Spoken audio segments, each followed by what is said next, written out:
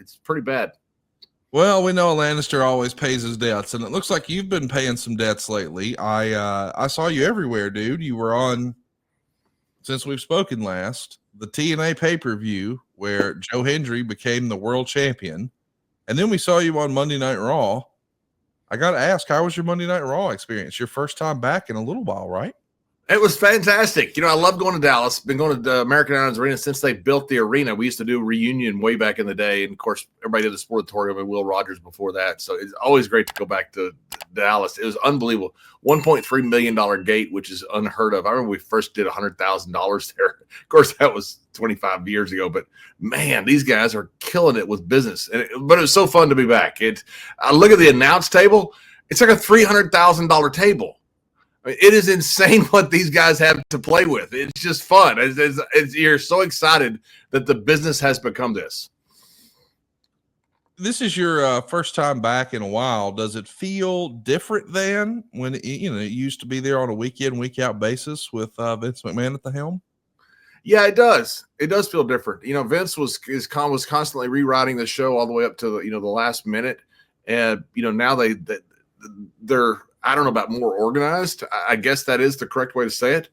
They have the show written. They don't rewrite it. It's just people are just getting ready for the show. It's a different feel. I like the hectic of rewriting the show also because it was kind of fun. But it's just a different feel. It feels looser. Guys act like they're having a great time. Not like they didn't during my day either, but it just feels different. And I think in a good way, a real good way. Once upon a time, people used to say that, people walk around on eggshells in WWE at these live events. And there's a line a mile long waiting outside of Vince's office for people to get up the gumption to go talk to him or find the right time to go talk to him. Is all of that in the rearview mirror, or does some of that anxiousness and eggshell vibe still exist? I mean, it is a live show. I could see how people would be nervous. Yeah, in fairness, I don't know because I wasn't there enough to know, what the whole vibe was and, how people were trying to get creative done. And plus, Hunter and Nick were not there. I don't know if they were at the inauguration or something, but, our friend Bruce was running the show. And so you didn't have the, people lining up to try to get creative or whatever change for the future. So I don't know. I don't know the answer to that.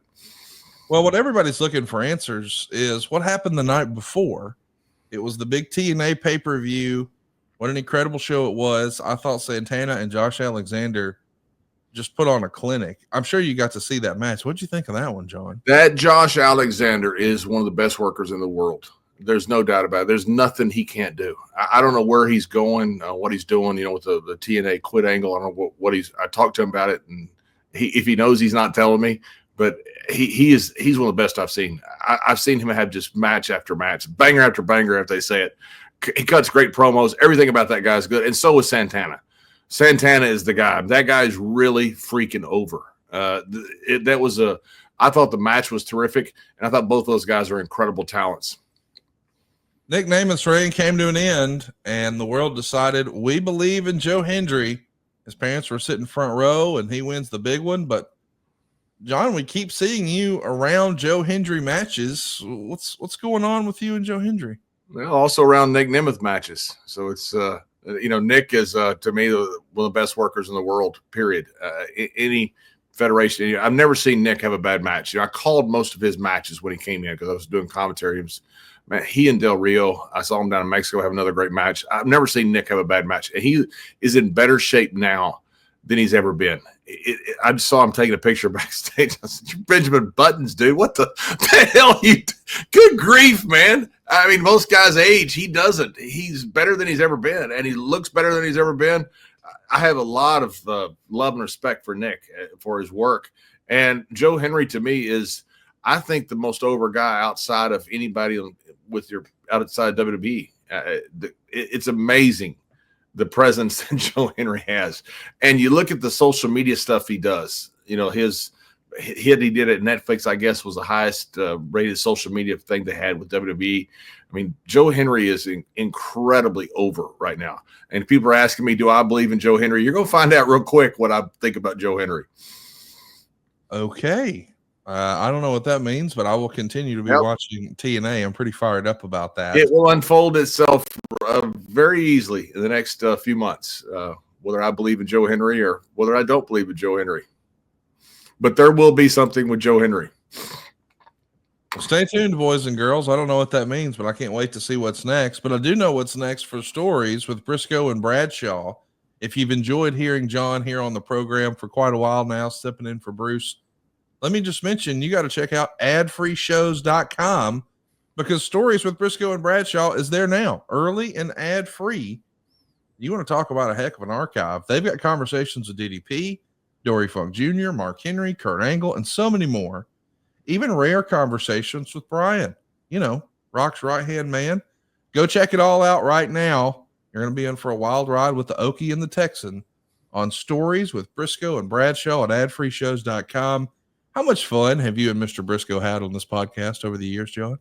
It's been one of the most fun things I do every single week, and it's been that way for several years now. We started during COVID, and we were on a text like everybody else is with a bunch of guys, and somebody said, hey, why don't you guys do a podcast? And I said, well, probably nobody will care.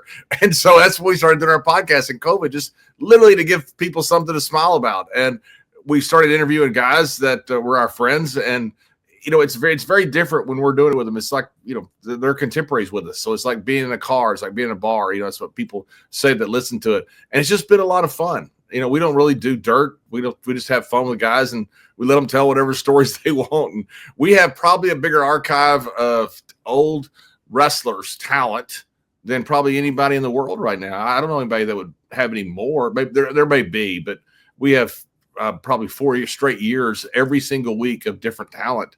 And all that's archived there on our YouTube channel. We've got some incredible stuff. We got some incredible stuff with Ricky Medlock was just on one of the original drummers of Leonard Skinner, telling us about shooting the scene with Michael Hayes, shooting the video. It's pretty cool to get these guys on and let them tell stories, because the statute of limitations has run out is what it is. So guys tell stories that you're thinking like, I'm not sure I'd tell this, but they don't care. They just want to have fun and tell it. I love it. Go check it out. Anywhere you enjoy podcasts is Stories with Briscoe and Bradshaw. And of course, now it's on adfreeshows.com. So listen, let's pick up where we left off. It's an exciting time in wrestling at the end of 1996, but we're cruising on in to what's going to be my favorite year ever in wrestling, 1997. And we kicked the year off with news that the WWE has some sort of a partnership with Triple A. They're trying to add some lucha flavor to the World Wrestling Federation because they've got this big Alamo Dome show coming up in San Antonio. It's going to be a hero's welcome for Shawn Michaels there. But I wanted to ask you, what'd you think of, because I think this would have been the first time there was some sort of an official partnership, and we know it wasn't really long lasting, but the idea that the WWF was working with another company is kind of different in 1997. What'd you think of them working with AAA? I thought it was a good move, and especially in San Antonio, because obviously I know that market very well. I grew up just north of there, and I knew it very well. With the Jose Lothario there and all of the great stuff with Blanchard and so many great luchadors there. I thought it made a lot of sense. It was also, I realized at the time, was desperation. I mean, we're getting our ass kicked by WCW. So this is not something that we would have done if WCW was not around. And if WCW is not beating us every single week and then bringing them cruiserweights, they bring in all these different guys. If it wasn't for all that, none of this would have happened. I think this was a little bit of, I don't know about desperation, but certainly sometimes you do things because of situations, and that this was one of those.